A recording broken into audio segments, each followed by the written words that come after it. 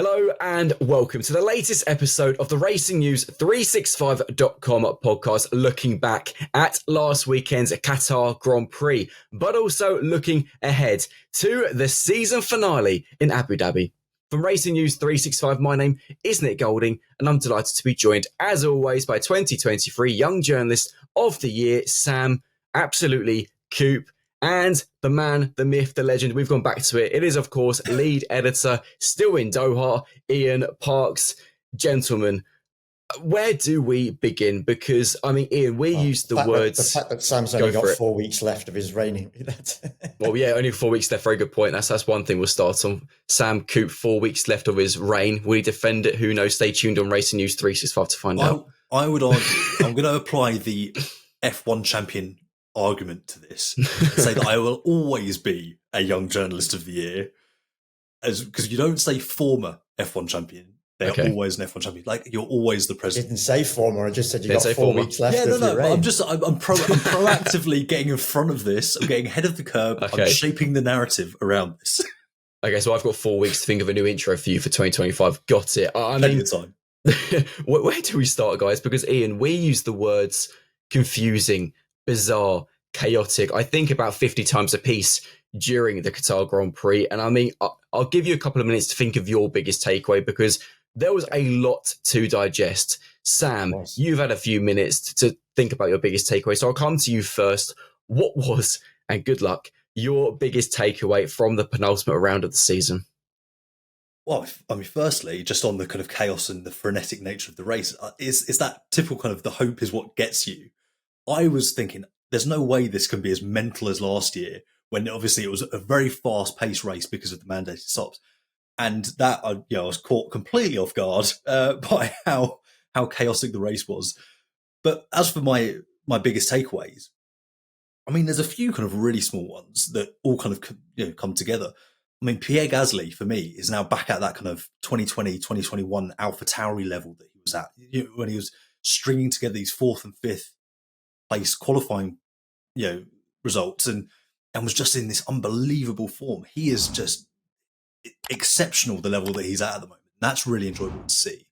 But for me, the biggest takeaway has really got to be that we are going to see a very, very different era of race management and stewarding. There's a notable pivot from a few weeks ago. And so it is really starting to solidify and cement as a new era of how F1 races are run. That's my, quite an obvious one, but that's my biggest takeaway. I think stewarding is going to be a theme of this episode. Ian, for you, your biggest takeaway? The fact that in this era of Formula One, just how we can no longer take anything for granted. In terms of the fact that last year we saw Max dominate, obviously, and then we've come into this period now where others have slowly caught up under the current regulations. And we've had a season that's been quite a roller coaster for all the teams, up and down. And Andrea Stella used the term post-qualifying, where he described this season as unprecedented, with the fact that we've got 4 teams within such close proximity to one another on any given qualifying session, any given race Sunday. And he's right. Okay, there might have been 4 teams in the past that might have been relatively well matched, but not as, I mean, looking at Qatar, what is it, a 6-kilometer circuit? 6 kilometers, something like that? Yeah. And there were 3 instances in qualifying where the drivers set exactly the same time at various stages. They didn't end up like that on the final classification. But you just think, how extraordinary is that around a 6-kilometer circuit, that the technology of these cars is such, the acumen and talent of the drivers is such that on 3 separate occasions, 6 drivers set, a time that matched one another. Not, as I say, there were 3 separate pairs. That's why I'm saying 6 drivers. And it's just, as I say, look what happened to Max over the course of this weekend, for argument's sake. Seemed to be nowhere, relatively, after the Friday. Then all of a sudden, they make changes, puts the car on pole. Obviously, yes, it was taken away by that relatively controversial one-place grid penalty. And then he delivers a turn one to flag victory. Never headed, never challenged, not really, not by Lando at any stage. And yet, as I say, we came out of Friday, you and I, Nick, thinking Red Bull not in the running here. Yeah. It's going to be another tough weekend for them. And they've turned it around. And it's been like that across the course of the season, where many teams have gone into it having difficult weekends, but come out of it having great results because they've done something over the course of that weekend. And it's been like that over the course of the season, where we looked at Red Bull at the start of it, looked like they were going to dominate again, but the others came back. Then Mercedes had a spell, Ferrari's had its spell, finishing the season relatively strongly. And McLaren has naturally come to the fore. So for me, again, another Grand Prix weekend where you just cannot call it. And it's testament to teams, to drivers, as I say, this era, this particular season that we're living in at the minute with Formula One, and will more than likely carry on into next season as well, which is only fabulous for everybody and everybody concerned. And I want to build on that because actually for me, my biggest takeaway from the Qatar Grand Prix was that it just underlines yet again that the sport at the moment is so unpredictable. And Ian, you mentioned it there that on Friday, we never thought that Red Bull were going to perform the turnaround they did. I don't think anybody in their right mind thought that after sprint qualifying, Max would suddenly then go on to win the Grand Prix and, claim pole position effectively. At the same time as well, you look at during the race itself, and actually at one point, it was looking like McLaren were potentially going to seal the title because it was going very, very well for them with Lando catching Max and Oscar being in P3. And then all it takes is a wing mirror on the circuit to change absolutely everything. Something else I do want to quickly mention, and it's very topical at the moment, a little bit controversial, I understand, and I'm being an R in whether to mention it. And it is, of course, at the moment, the British bias agenda. And I want to talk about it quickly so we can move on. Something I love about Formula One and just sports in general is that all of us can have a different opinion on the exact same incident, which is amazing because it creates debates, it creates discussions, which we here on Racing News 365 absolutely love. Ian and I in the updates, and obviously with Sam as well on the podcast, love discussing your comments, looking at the things you've said, and adding our own points to it as well. And at times, actually, we recognise that we've made mistakes. What I'm personally not a fan of is this agenda, because ultimately we are here to report and discuss the sport that we love. Personally speaking, here at Race News 365, we do not show British bias. We're simply discussing the things we see, the things that Ian hears in the paddock. He's still in Qatar, as you can see. And what we don't like is seeing what's happening in some of our comments at the moment, where some brilliant points are being made and then some quite unfair sub-comments are then taking place. We want a positive community here at Racing News 365, and we are trying our best to make that happen. And of course, all we can ask is please be nice to one another, be nice to us, we'll be nice back. And ultimately, we just want this to be the best community in the motorsport English market. So let's head on that. Let's move on, because stewarding is a theme on this episode. Let's start with the one-place grid penalty for Max Verstappen, because obviously the incident itself that caused the penalty and the penalty that was given, very controversial, very bizarre. And Ian, I want to come to you on this one first, because obviously Max came out with some pretty punchy quotes after the race, effectively calling George Russell two-faced, saying he'd lost all respect for him based on how George had behaved to the stewards in the stewards' room. For somebody being Max, who isn't a particular fan of Drive to Survive, Netflix surely are going to be absolutely loving what's going on between them two. They had their massive boom microphone hanging over the heads of those two guys at the particular time when they had a little confrontation or a little discussion, shall we say. And there's a very good image that's sitting at the top of one of our articles at the moment on that particular topic with regard to Max's comments against George and telling him to basically F off because he wasn't happy with George's approach. It spiced things up, hasn't it? It's given us a bit of a driver rivalry that we've perhaps been missing, I feel, because for a time it looked like it was going to be Lando and Max. but the good-natured relationship that the two of them have, they're reasonably good friends, not very good close friends, but they've got a good relationship with one another. And as I say, for a time it looked like we might get that. And now all of a sudden, for Max to come out with these comments against George, and they're probably the most punchiest comments I think I've seen, read all year, to be honest with you.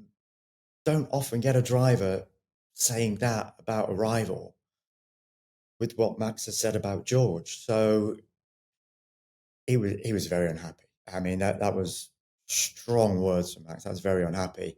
George hasn't had the opportunity to respond to those Max comments because, of course, Max aired them on Fireplay post-Grand Prix, and George had already done his pen session by the time these comments finally came out. So it's going to be interesting to hear what George has got to say on this on the Thursday in Abu Dhabi, when he's quite naturally going to be asked about it. And have we got a bit of a rivalry between these two now? Because we're described as two-faced, told to F off by Max Verstappen.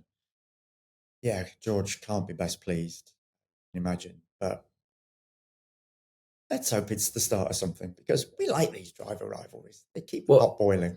And because Sam, I want to come to you on this next point, is that obviously what's really interesting here is obviously Max also mentioned the lack of respect he now has for George, actually in the press conference as well after the race. But what's really interesting here is that Max, obviously, we saw what happened in Singapore and obviously why he decided not to speak in the FIA press conferences, to go from that to now obviously speaking so openly against another driver.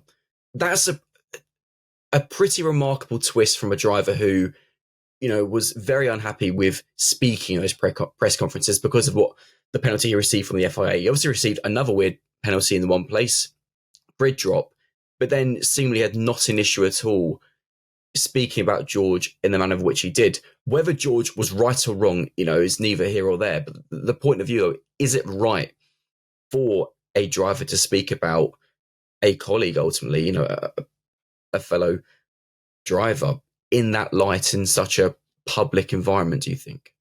Well, this is what's fascinating about the dynamics of this kind of what is brewing between George and Max, is that with Lando and Max, it would have been much more that kind of very well-trodden, friends to foe type, kind of Rosberg Hamilton kind of arc. And we've seen that time and time again. But what's really interesting about this dynamic is Max is almost painting George as this kind of teacher's pet, GPDA representative, part of the establishment, and I'm being painted as this antagonist who's kind of this plucky outsider. I'm the little guy, which is fascinating from the perspective of he's a 4-time world champion. He very much does represent the establishment. But you've got this really different flavour to this, which I think is really what's intriguing. But I think maybe why it seems so strange that Max is using the press conferences or using the media in this way is that we've kind of moved past, in sport generally, this what was previously very well established of I hate my rivals. Roy Keane and Man United versus Patrick Vieira and Arsenal kind of levels of aggression. We haven't seen that in F1 for some time, really. They very much do view each other as colleagues and, as you say, and peers. And there is a great deal of respect and understanding. And actually, what we do sometimes get in the media, these little jabs, don't necessarily represent what their relationships look like behind closed doors. So there is this kind of fresh, newer side to this. If they really are starting to grate on each other in a way that we kind of feel is happening this weekend. But yeah, on Max using the press conferences, I think drivers are going to use whatever forum they have available to kind of get their message out there. So I'm not surprised to see Max using the press conference in that way. I think there's a lot of what happened in Singapore is kind of water under the bridge now at this stage. You have to move on from these things quickly. And yeah, I'm with Ian completely on this. I'm really looking forward to seeing how this develops. Because, yeah, I think it does provide a fresh angle compared to what Max and Lando does. And that's interesting in itself. But of course, this has all stemmed from the incident itself. And obviously, then this weird one-place grid penalty, and we speak about obviously the stewarding, and then a precedent being set, and this stance now that will have to be this very hard stance, which Toto Wolff said, it's fine if they want to take a hard stance, but you've got to be consistent and keep applying this. Fernando Alonso was brilliant after the racing, kind of joking that he can now go and try and make another driver get the same penalty in Abu Dhabi. But but this is the problem now, Ian, isn't it? That this is such a bizarre penalty where if in the future we don't see the same applied for a similar incident, it's just going to raise so many questions about consistency yet again. We're talking about the one place grid here. Yeah. Wanted to be clear. Yeah. There was too many. Yeah. Well, exactly. It was like, which one? I had to think for a second. Are we talking about the 10-second stop and go for Lando? That's next. About the one? Yeah, I know exactly. Yes. The bottom line is yes. All anybody wants to see from its officials in any sport is consistency. But in sport like Formula One, it sometimes can be hard to do that because of just how quickly things move. And that's why we see a lot of these incidents. We see a lot of these incidents taken care of post-session. And even then we get the complaints, don't we? Oh, why couldn't they have done that during the qualifying session? Why couldn't they have done that during the Grand Prix? So we want our cake and eat it at times. Sometimes we have to give the stewards a bit of credit and the race director, because they're under enormous amounts of pressure. There's so much going on at any given time on the circuit. Yes, our television views, if we narrow it down, our television views are constantly focused on what's happening at the front. But there might be something going on further down the grid that has been caught not seen by us at the time, but caught by the FIA, and all of a sudden they've got to deal with it. And there have been many instances like that. There was almost too much going on for the FIA in yesterday's race. It was like, good God, that's happened. A few minutes later, bloody hell, that's now taken place. And you could see all these things piling up. And I can imagine in the steward's office, and with Rui Marquez as well, the new race director, I could just imagine pressure just starting to come down on him a little bit. Bearing in mind, he'd come into this weekend as well with the F2 director, race director gone. So he not only had to oversee the F2 sessions, he had to oversee F1 Academy as well, and he was doing F1. He got this triple-headed job, and all of a sudden, he doesn't have a nice, comfortable, easy Grand Prix to look at and adjudicate over. He's got a bloody Grand Prix with a myriad of different things going on throughout it. So I wouldn't want to have been in his shoes yesterday, regardless of how well trained I might have been to oversee that role. But that was a bloody hard job that he had to do yesterday. And for the most part, I think he came out with it with enormous credit. Ollie Oakes, the Alpine team principal, praised him to the hilt for the role that he did. Others might have criticised the Lando Norris penalty. Andrea Stella wasn't happy with it in terms of, yes, it was a penalty, we get that, but surely there should be a certain level applied. Well, we now know, and from what the FIA have told us this morning in issuing an explainer as to certain incidents that took place during that Grand Prix, that this is the letter of the law that's been applied. These are the regulations. This is the 10-second penalty, the 10-second stop and go that was applied for Lando.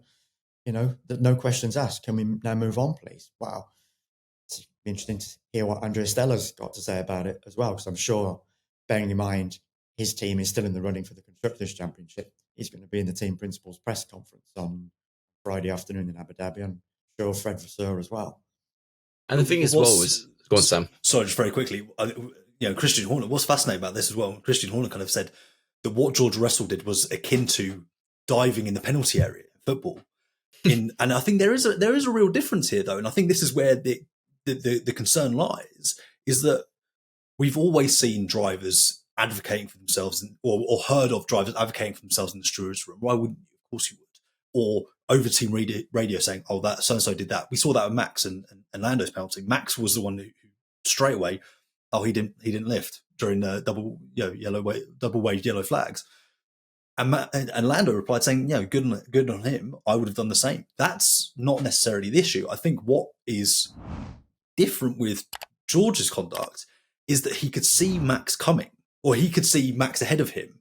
And I think Red Bull feel that he almost created that penalty and then went and pushed for it in the stewards room, which I think is what they feel is the really kind of shady or dark art side of what George's conduct over the weekend. And I think that's where there needs to be discussions had, and we need to kind of prevent that, and that's what Fernando's comments were ultimately alluding to, right? Is that I can manufacture these situations to my advantage. And that's where you need to be really careful, because, diving in the box in football is one thing. When you're racing a car at 200 plus miles an hour, that's a totally different ball game, far more dangerous. And that's why we need to really kind of understand what happened there and make sure that we make the right calls moving forward as a championship. But this is where then you then get this argument created over, should George Russell have been given a penalty instead for creating that incident? And this is what's going to be really interesting in Abu Dhabi, because this kind of thing in qualifying is going to be watched so closely by the stewards, by the fans, by us as well. Aston Martin's team principal, Mike Crack, made a great point, and actually pointing out that, I think this sounds ridiculous, but it is forgotten sometimes that, like us, like the fans, like anybody in Formula One, the race director and the stewards are human beings at the end of the day. We all make mistakes at times, and I guess the thing that's, at least in my opinion, not helping them is, let's move on to the Lando Norris penalty. Of course, the 10-second stop-go penalty for failing to slow under double white yellow flags, or failing to slow sufficiently. By the letter of the book, as Ian, you mentioned, by the letter of the law, the penalty itself and what was awarded was correct. But the problem here seems that whilst, yes, okay, we get minor tweaks to the regulations ahead of every season, actually, the bulk of the rulebook itself hasn't really been adjusted properly in a very, very long time. And obviously, Andrea Stella kind of, made a remark along the lines of, they just blow the dust off the rulebook, open it, find the page, and there you go, that's the penalty.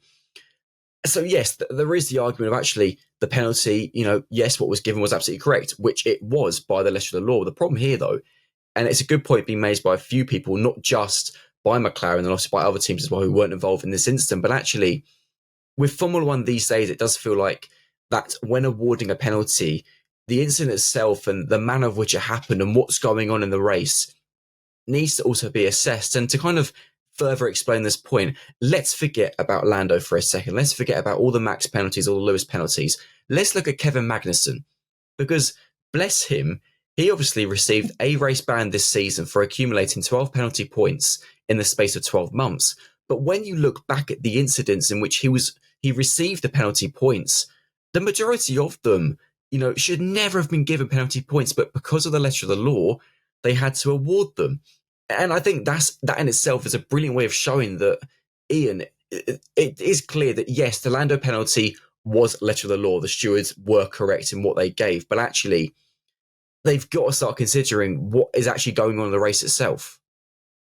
Yeah, and that's another point that I noticed that was made in the comments section post our update on Sunday night as well, that people didn't think I knew what I was going on about. All I was simply trying to explain was that perhaps there should be a sliding scale. And basically, if I just read out what the FIA issued today with regard to the explainer, and it's why that Andrea Stella as well indicated that obviously they had no qualms with the fact that it was a penalty. So the FIA wrote today that the penalty was in accordance with the penalty guidelines circulated to the teams on the 19th of February this year, 2020. A double yellow flag infringement is considered a serious compromise of safety, which is why such offences carry such a severe penalty. The point that was being argued by Andrea Stella post-race, and it was the point that I was trying to make as well to further expand on what he was saying, and it was a point that you actually mentioned as well, Nick, with regard to what happened with Lewis Hamilton and Max Verstappen 2021 British Grand Prix, when Lewis was given a 10-second stop-go for his collision with Max that sent Max into the barriers at a high rate of knots and an excessive number of G. yes, there is the double flag.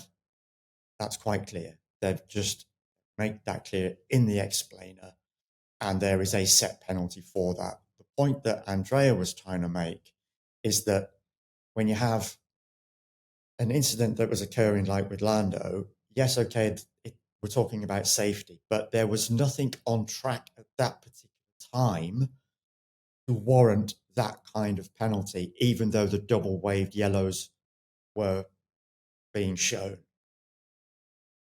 So he was. It's a really tricky one because we've talked about the technical regulations, and they are black and white, slam dunk penalties. And then you look at something like this, and okay, yes, as I say, the double wave yellows were being shown. It's a serious safety offence, but is there a case? And I think this is what Andreas was trying to point out. It's the point I'm also trying to make. Is there a case for looking at each one on its merits rather than just saying double wave yellow? That's the penalty for that. Should you not look at the overall set of circumstances on the track at that particular time?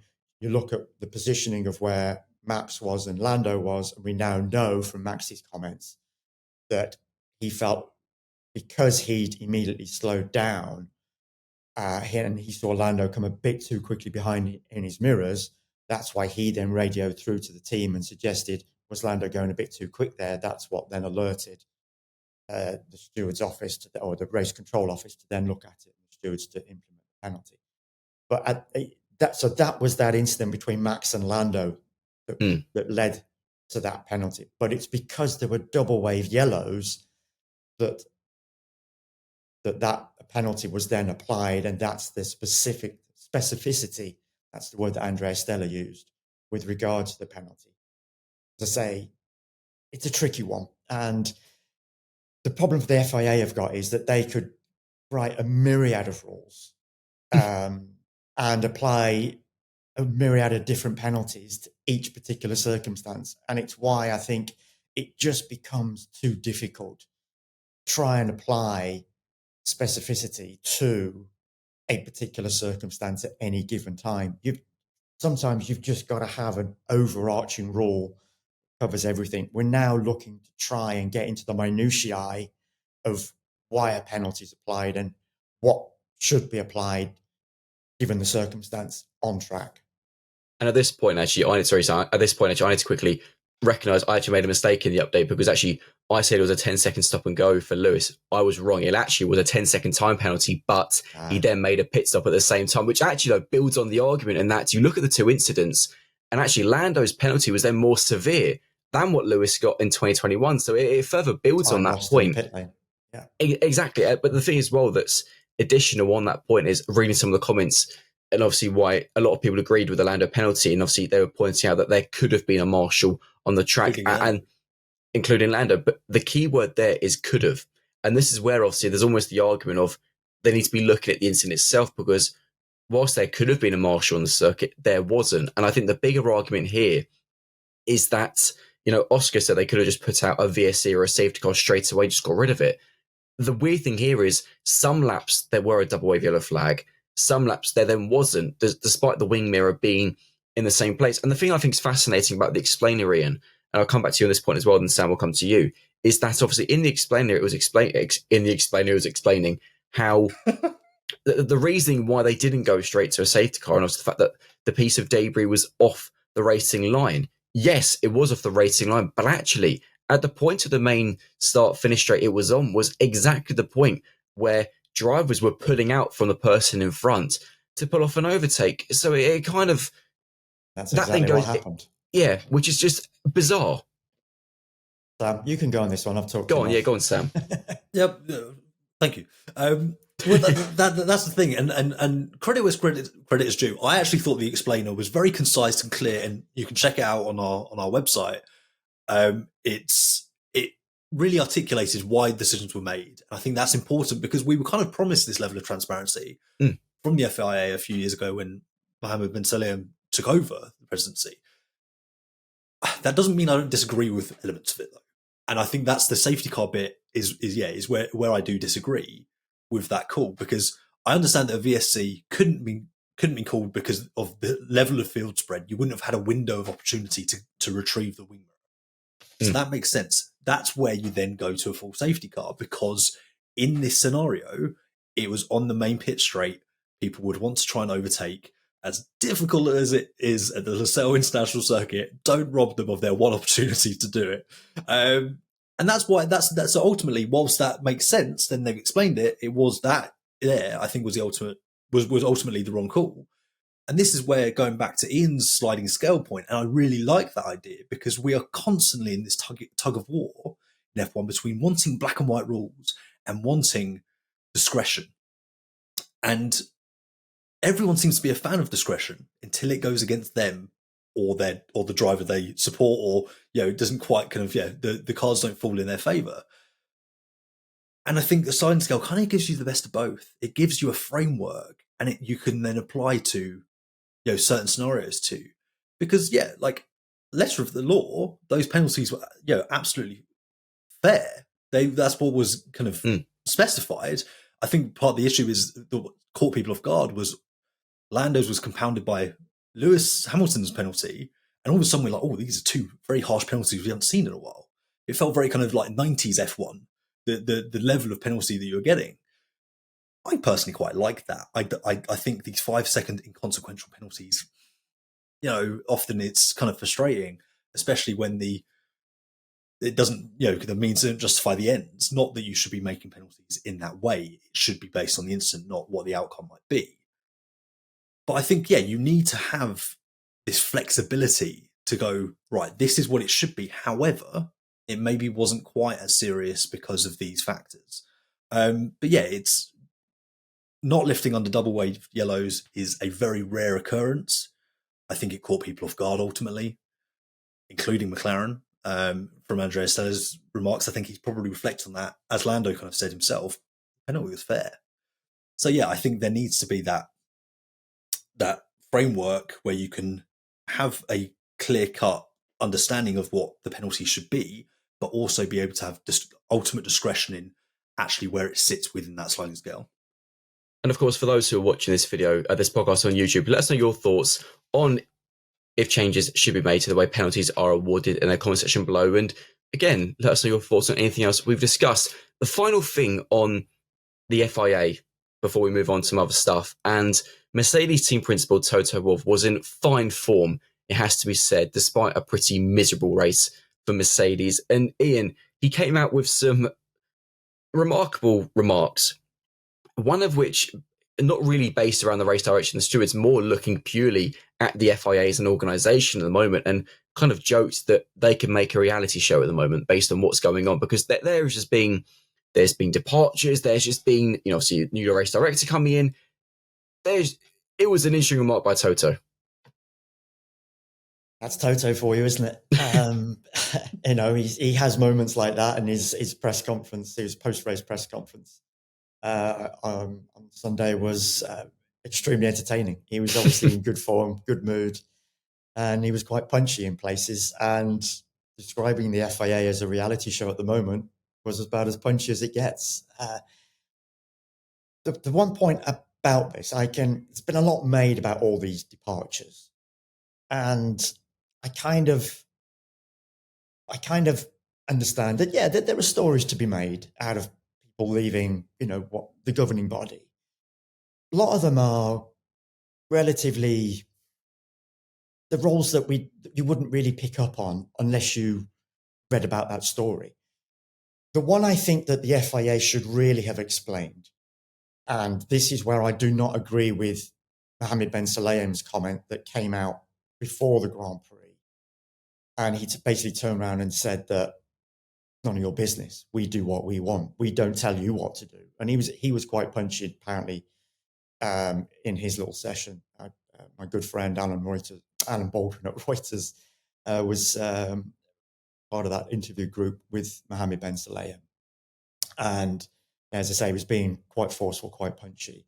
And as I say, you don't tell us what to do, but you don't tell you what to do. So get your nose out of our business is basically what he said. But with regard to the departure of somebody like Niels Wittig, who is the main point of contact between the drivers themselves and the FIA, particularly when it comes to obviously everything that goes on with regard to a Grand Prix weekend, everything that goes on with regard to safety, then that's where I completely disagree with Ben Sulayem, because the FIA should have been proactive.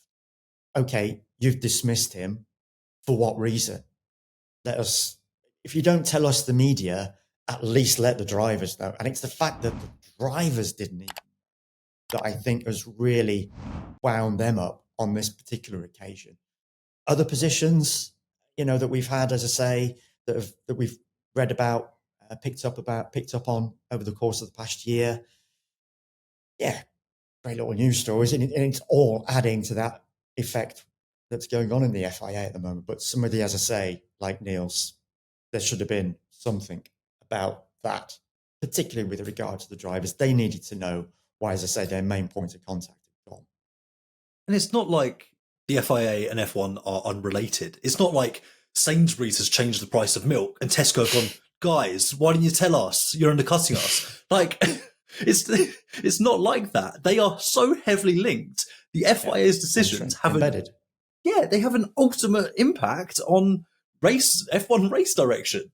So it's like, it's not quite a true reflection of how things are to then be like, look, just stay out of it. For those who are watching this podcast and are not from the United Kingdom, Tesco and Sainsbury's are two supermarkets, just to point out very quickly before anyone we get comments of, what the hell's Tesco's, what the hell's Sainsbury's? There are other supermarkets are available in the UK. Sam, I'll come to you next because we need to praise the stewards as well, actually, in all fairness, because Lewis Hamilton, I mean, the 5-second time penalty for jumping the start, slam dunk, the 10-second drive-through penalty, should I say, sorry, for not just speeding in the pit lane, but I mean, you can kilometers. There's speeding and then there's speeding, but it's Lewis's whole demeanor at the moment, and Ian, we spoke about this in the update. It's sad because the way things are going, you'd almost think he's retiring, not joining Ferrari, because he just looks done, Sam. Yeah, it's really puzzling because, and this is, in fairness, probably part of the problem with, because his last season at Mercedes being what you'd refer to in politics as a lame duck, in terms of you already know the outcome, he's leaving at the end of the year. It's very difficult to get yourself motivated, and people like Max have commented on this and said, it must be really, really difficult to be in that position. But he makes these remarks about, I just want it over, I'm done, I don't care. And then I'm not fast anymore, and all these things. And then when he's asked about it later, he kind of then gets a bit like, well, I'm not done, I'm fine. I haven't lost it. And you're like, well, you said yesterday you weren't the driver you used to be, and that you don't care anymore. So which one is it? There's conflating messages coming out from Lewis Hamilton, which makes it all the more puzzling, right? Is he motivated, or is he just done? And that's been a talking point the whole year. But yeah, I don't know about you guys, but I find it kind of frustrating in many ways. I'll come to you, Ian, because actually there was something else Toto Wolff said was really, really interesting, is that, as soon as the Hamilton to Ferrari announcement was made, well ahead of the season, they knew it was going to be a tricky year, navigating, obviously, all the questions and everything. And it does feel a little bit like, actually, that announcement being made ahead of the season has just made this campaign for Hamilton and Mercedes that much more difficult to navigate, actually. Over the time. Yeah. Yeah. I mean, Sam called it. He pretty much has been a bit like a lame duck. I mean, it was the same with Carlos Sainz when it was announced at the start of a season that he was leaving and he was on to Ferrari the following season. Am I right in that? McLaren's Ferrari, or yes? No, it was McLaren to Ferrari, because it was the whole Vettel out at Ferrari, Sainz in. Yeah, you're right. Yeah. So when announcements are made that early, and the deal was done, Lewis had got the clause in his contract that he could leave. So he just simply,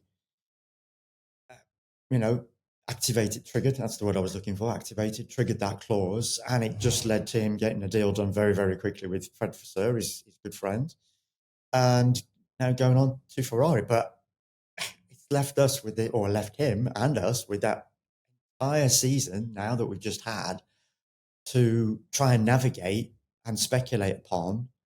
And for him, he will have been very slowly phased out over the course of the year with regard to team meetings and briefings and all that kind of thing, because Mercedes at some given point will have started to want to do things with regard to their car towards next season, and naturally as well towards 2026.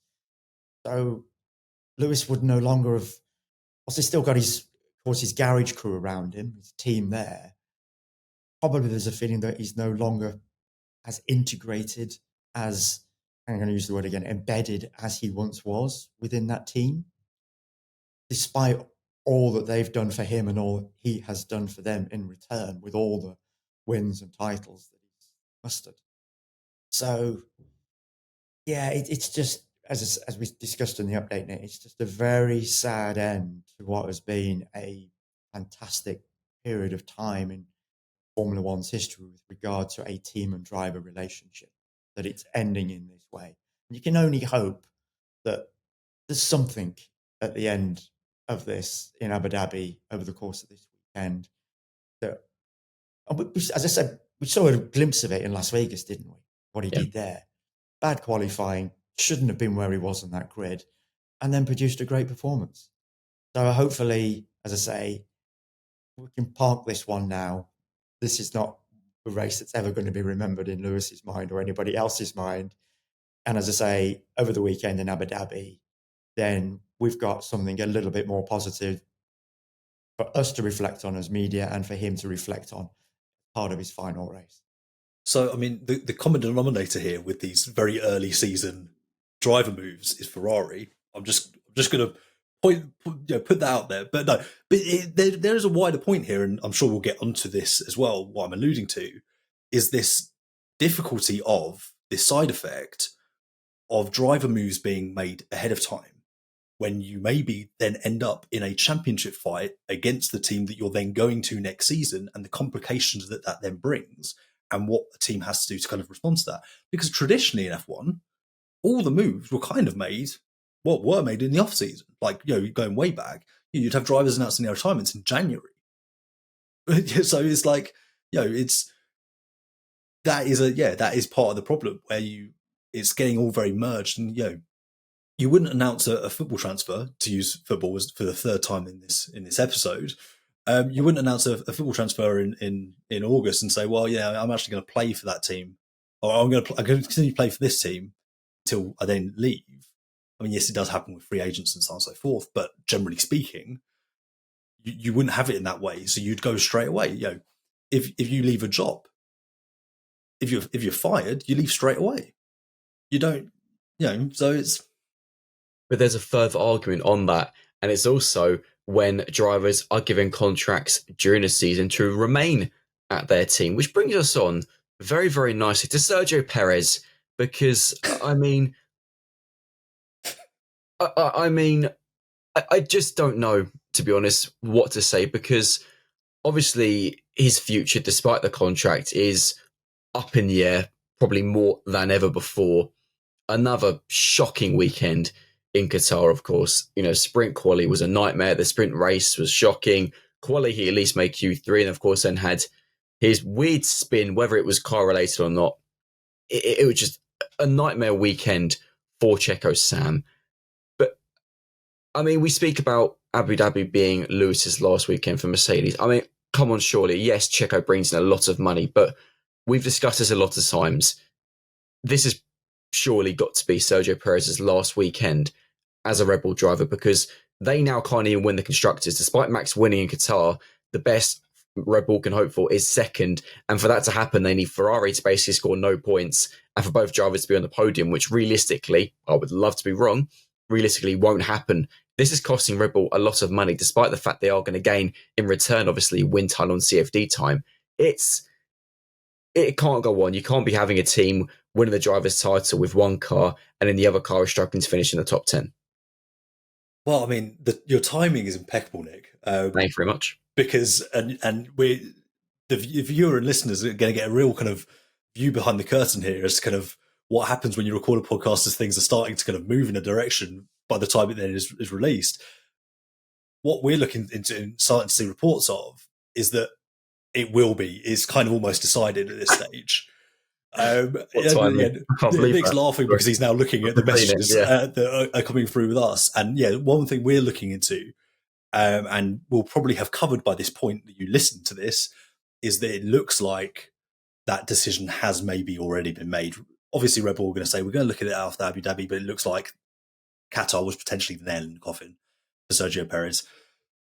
It's a strange one because in some ways, he actually had quite a good Grand Prix until what seems to be a hydraulics issue occurred and he kind of lost drive. Yeah.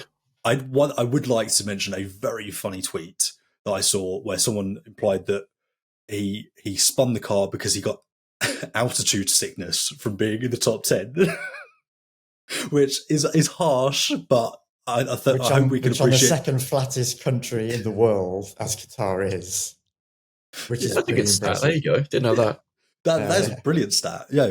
Ian Quick Stat Parks. Leave Ian in the country long enough, and he'll fully embed himself. But yeah, so it looks like it is said and done. So I don't necessarily have to proffer an opinion on this one. I mean, it doesn't come as a surprise because Christian Horner's comments post Grand Prix, when he was asked about this yet again for the 1000th time of this year, you got the impression that what Christian was saying, it was like they'd really like Checo to make this decision for himself now and leave, rather than Red Bull effectively sacking him, because that's what we're going to do, because remember, he signed that new contract in June and he does have a deal in place for next year. Kind of the suggestion was to Perez, make the announcement yourself, say you're going to retire, because he's got no place on the grid for next season. And of course, he announces he's going to retire, come back in 26. So, I think they're looking for him. The phrase that Christian Horner used was for him to draw his own conclusions. And as I say, I think they're gently looking for him to ease his way out rather than then pushing him, because they feel that would be the more honourable thing, given the career that he's had, which has been respectable for the most part, and for everything that he has done with the team. He helped the team finish first in the Constructors Championship last year. Yes, I know we talked about Max who won it on his own. We've mentioned that numerous times. But however, it gave the team for the first time in its history the 1-2 in the Drivers' Championship, which it had never done with any previous driver pairing. So that's something that it will always have to remember Perez by when he does go after Abu Dhabi this weekend. But as I say, I think they're looking for him to instigate the farewell and the send-off rather than, as I say, pushing him out the door, and then it just doesn't look really very nice for him. And of course, who knows? He could go then come back in 2026 with Cadillac, because I imagine that his backing will probably be quite nice for a new team on the grid. But should this be the complete end for him? Actually, we speak about Lewis and the end of his Mercedes career being sad. Actually, if this is the end of Perez's career, it's a really sad way to go out, in all fairness. We joke about some of his performances, but actually for a driver who, has done some brilliant performances in the past and has had a very respectable career, this isn't a nice way for him to be going out, because it's because of him, ultimately, Red Bull aren't going to win the Constructors title. He hasn't been anywhere near to Max. It's been mistakes race after race. I mean, you almost feel like it's just being one season too many, Sam. Yeah, I think you make a really good point in terms of no one wants to see this happening. It's not like everyone in the media center is going to go, "Hey, Perez." It's difficult to watch someone go through that, and you genuinely do feel for the guy. No one's reveling in this kind of what is unfolding. Yeah, it's really difficult to see how it's just kind of fallen away from him. And I've never been one of those people that's kind of prescribed to the idea that an athlete can lose it. Whatever that kind of magical X factor quality is that allows them to be brilliant. And just caveat there, all the F1 drivers, to get to that stage in professional sports, you have to be brilliant at it. That's what I mean. I'm not saying he is by comparison to other drivers on the grid, whatever. But I think it's really sad. And I don't think his career is done because he comes with considerable backing. He's very attractive to a team like Cadillac because he knows what it takes to win. He's been in a winning environment, the winningest environment in F1 history. And the American market. Yeah, the American market. There's so many things that kind of all kind of correlate there, and I think he would be a brilliant signing. Just because someone like maybe say a Daniel Ricciardo, let's use another example, just because things have fallen away from them and they've had second opportunities and they haven't been able to reignite that, refine that and rediscover that form, doesn't mean Sergio Perez can't. Going back to a team like Cadillac might actually be almost this kind of homecoming for him. He was absolutely brilliant in midfield teams early in his career. He got a break at McLaren in 2013 and didn't make the grade. Yeah, in that one year, and yes, that was as McLaren were entering their decline. But he has always been one of those drivers who has overachieved in lesser machinery, and so I think he really could do a job for Cadillac, and I'd like to see him do that because it's not nice when a driver's final chapter is this kind of is kind of as demoralising as it has been for him at Red Bull. And of course, as well, you look into this, and this will actually open 2 seats within the Red Bull family, one alongside Max Verstappen, but also one at RB. And I guess the big question is alongside which RB driver, Yuki or Liam? Will one of them get the seat alongside Max? I mean, Ian, Franco Colapinto is a name who's also being linked with the Red Bull family. And it's which way do they go? Because actually there are still some big talents available, both in-house in the Red Bull family, looking at Isaac Hadjar as well, but also some big talents outside the Red Bull family who are without a seat. Well, Christian Horner, again, to refer to him post-race, turned around and said that pretty much that they were no longer interested in Franco, that they were now going to focus on their junior driver program. I think what has transpired with Franco over these last few Grand Prix, and obviously what occurred in Qatar, was nowhere near his fault. He was just the unfortunate victim of an incident that was instigated by Nico Hulkenberg in his Haas, just blocking under his brakes and colliding into Ocon and then colliding into Franco, of course. And that, very sadly for Franco, wipes him out of the race. And he was so despondent in the pen post Grand Prix. Poor Franco. You felt for him at that particular point. But I think we've seen just a few things now from Franco after what was such a positive, fantastic start, that it's really made Red Bull have second thoughts and really think to themselves, hold on a second. Yeah, the kid looked like he might be a good choice, but they've pretty much wished him well for his future to Christian Horner. So it literally now is a straight fight between Liam and Yuki. And it's going to be interesting on the Tuesday post Abu Dhabi Grand Prix, because for the first time in his 4 years with the Red Bull family, Yuki Tsunoda is going to be allowed to drive a current Red Bull car. So he has the opportunity to show what he will be able to do in that machinery that Checo Perez has struggled so woefully with over these past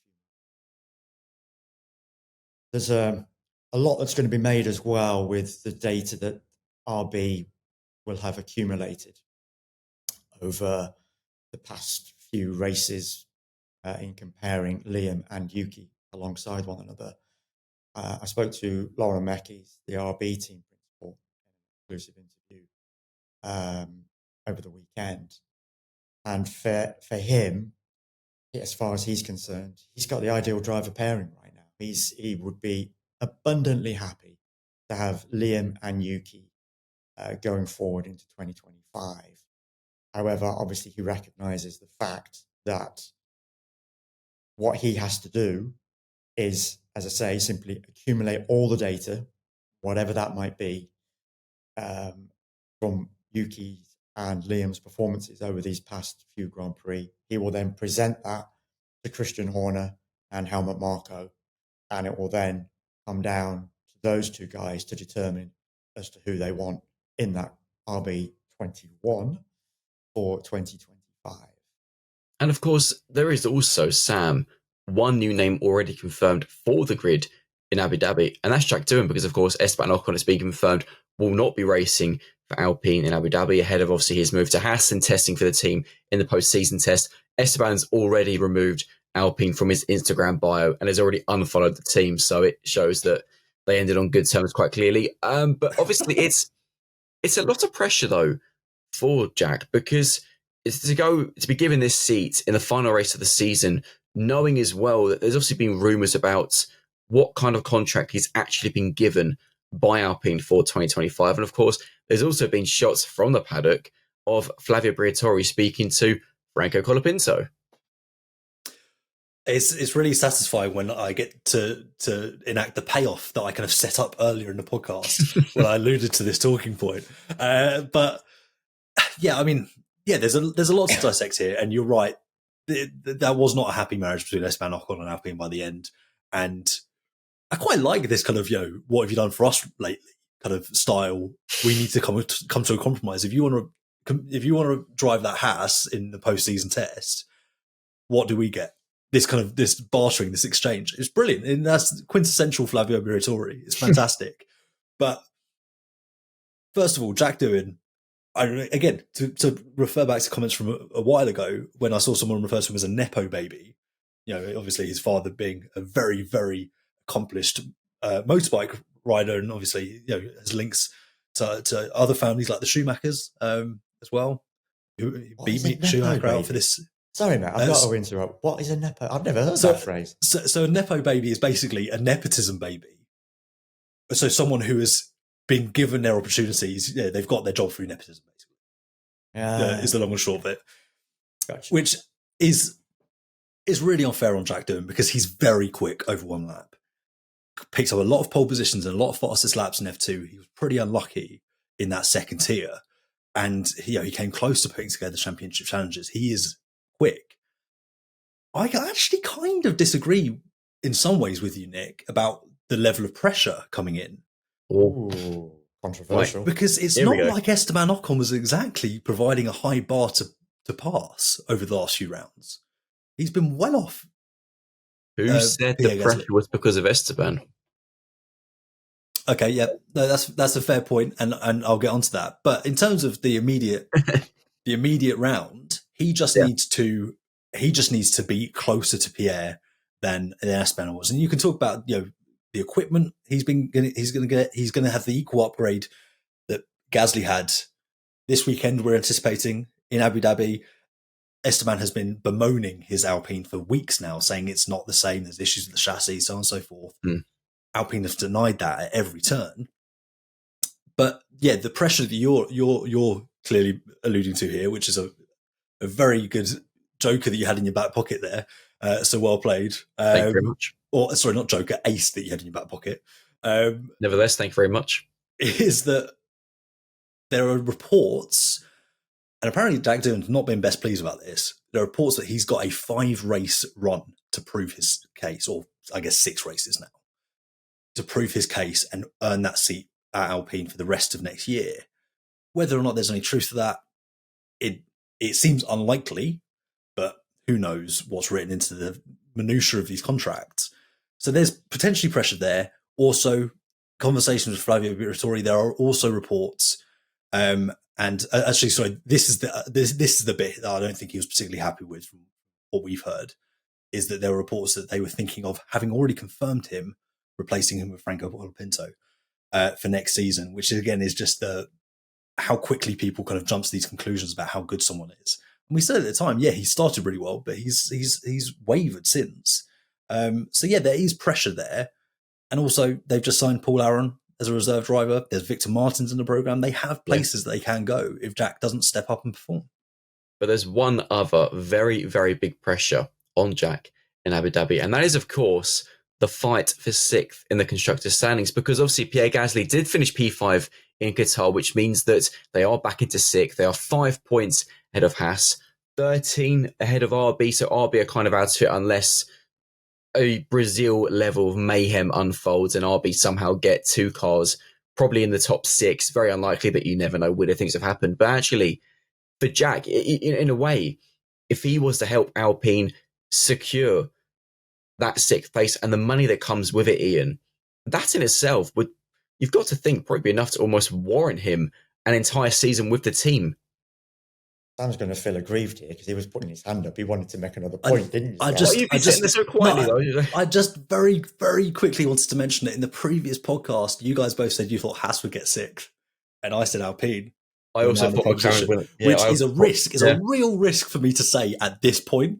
Yeah, because you guys are really going to take me to task if Haas do ultimately do it. Come on, Haas. So we've set it up now. It's only 5 points. But anyway, over to you. Because I was going on the fact that it was 2 drivers versus 1 because Ocon's been nowhere. Yeah. So, that's part of the reason why they're giving Jack the chance, because Esteban's been bemoaning that car for so long. And I think the fact that he did it again over the weekend, he was complaining about the fact that, is it a different car?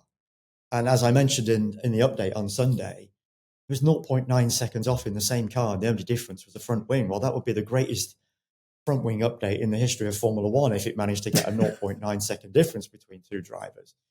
And this was the point that was made to me, and a lot of it was being made out that actually a lot of it is now in Esteban's head. He's got this into his head that something's fundamentally wrong with that car, that they're not giving him the car that Pierre has got because he's on his way out. And a little bit of similar point was made with regard to Toto in his post-race press conference as well, with regard to Lewis.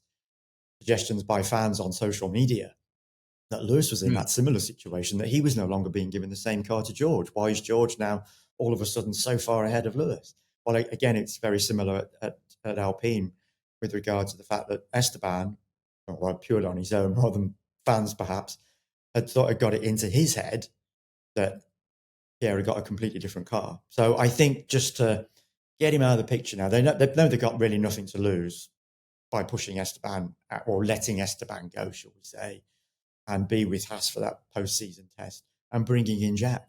Just might as well give him that early opportunity ahead of his full debut next year. And why not? I think it's gives us something a little bit more to talk about across the course of this weekend, something fresh and interesting at least. We got a new driver on the scene. We have a new driver, but also final talking point before bold predictions.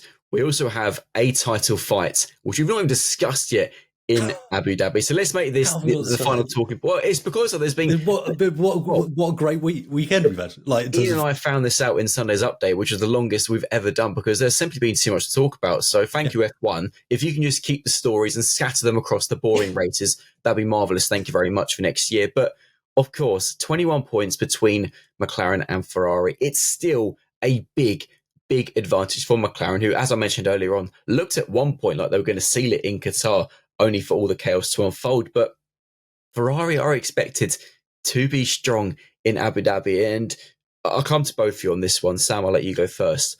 But actually, as this season has proven, expect the unexpected. Anything can happen. And obviously, the Yas Marina circuit over recent years has thrown up a few small surprises. Yes, it has. And I mean, F2 is going in for just a side point, is going into a season finale with a 0.5 with a half a point difference between the top two. And a winner takes all scenario in Abu Dhabi, what could possibly go wrong? But yeah, you just can't count your chickens yet, which is good advice that I should take, given my previous point about Alpine and Haas, and ribbing you two for your prediction. But yeah, I'm not saying anything with any degree of confidence. Obviously, it is a huge way that Ferrari have to overturn this, but you just don't know what is going to happen. It's really unpredictable, and it's within a race victory, right?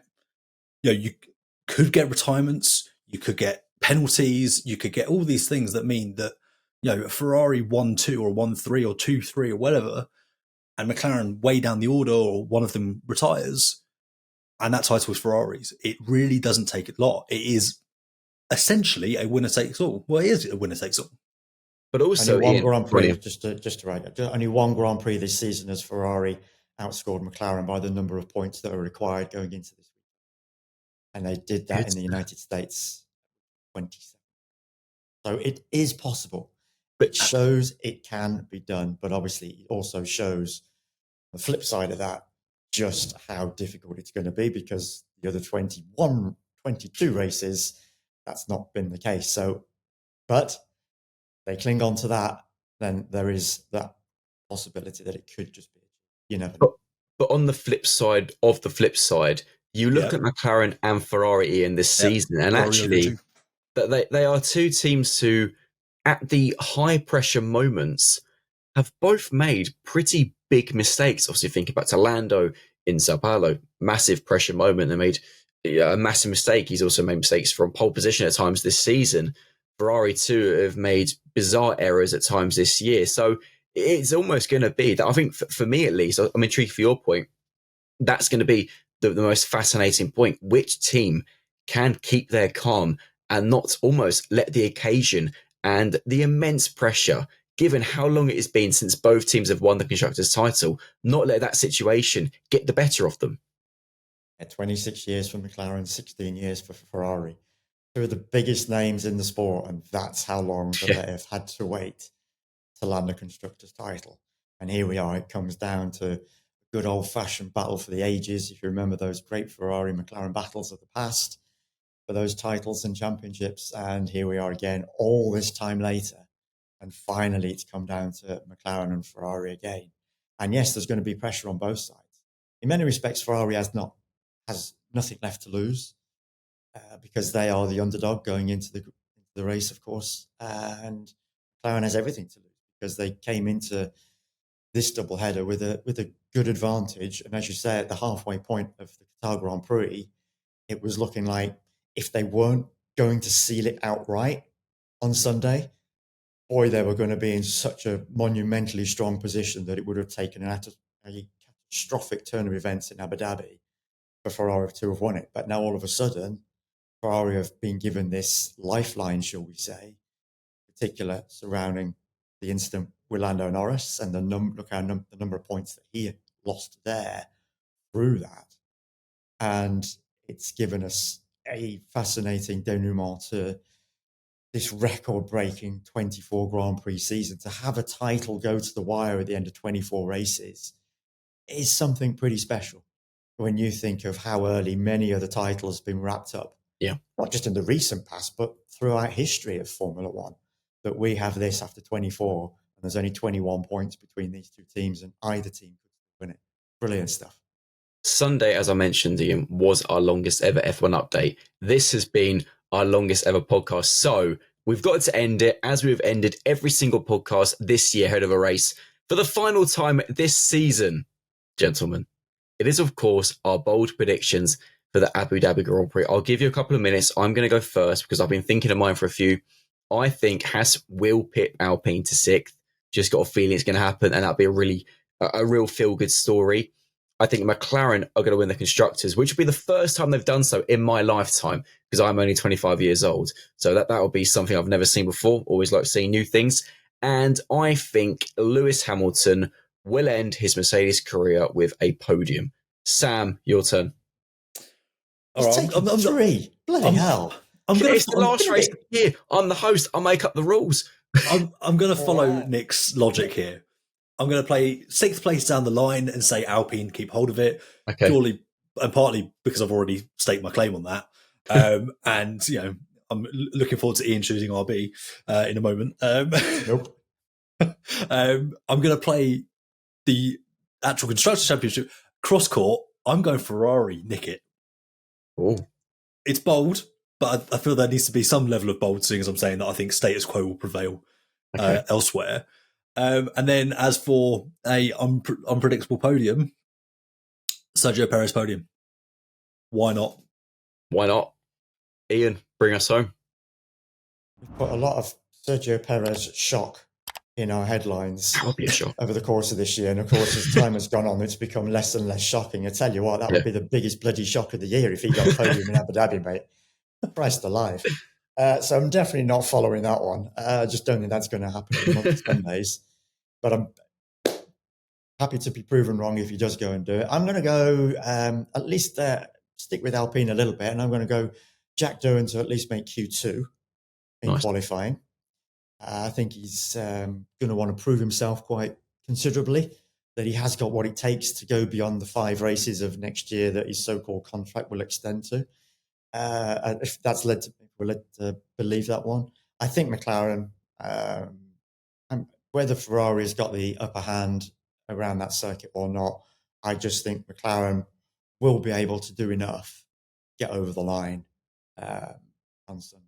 So yes, it's been a long time, 26 years since, and I was there for that one when McLaren won that Constructors title. So that shows how far I go back, folks. I'm saying nothing. Yeah, don't keep button it, Nick. I'm telling you now. I'm warning you. We've still got one weekend of F1 updates to get through, so I'll save the comments for after that. Sam, Ian, amazing stuff as always. Ian, safe travels, of course, to Abu Dhabi. Ian will be at the Yas Marina circuit this weekend. I will also be having a different background because I will be in the storms of Sao Paulo in Brazil for the Formula E season open. So we can treat you to 2 awesome backgrounds. This has been the latest episode of the Racing News 365 podcast from Sam, Ian, and myself. We will see you this weekend for the season finale. See you later. And as always, take care till then, folks. Thanks for joining us.